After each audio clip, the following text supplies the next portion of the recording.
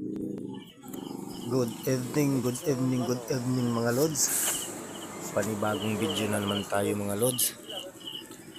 Andito tayo ngayon sa poblasyon Buena Vista, lungsod ng Buena Vista, dito sa may Rotonda. Galing ako sa trabaho, galing ako kanina sa Salay at dumiretso na ako dito sa palengke sa Rotonda para bumili ng uulamin ng aking mga kids mga lods. So naghahanap tayo ng mabibilhan natin ng tawag doon, litson manok. So namimili tayo dito mga lods kung saan ang mura at saka yung manok.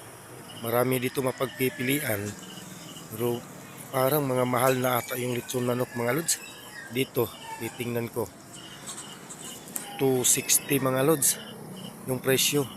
Kaso nga lang parang medyo maliit ang kanilang manok.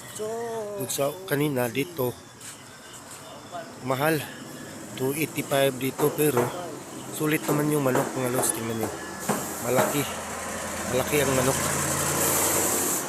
yan. So bibili tayo mga lods, dito na tayo bibili. Di baling mahal, basta sulit at malaki yung manok litson manok nila mga lods. Ang ulam to para sa mga kiddos ko na naiwan dun sa bahay mga lods. Okay. Saka bago tayo uuwi, bibili muna tayo ng tinapay mga lods. Para pang sa kanila. Para pag uwi ko may may maibibigay ako sa mga kiddos ko mga lods. Ayan, natagtad na yung litson mga lods.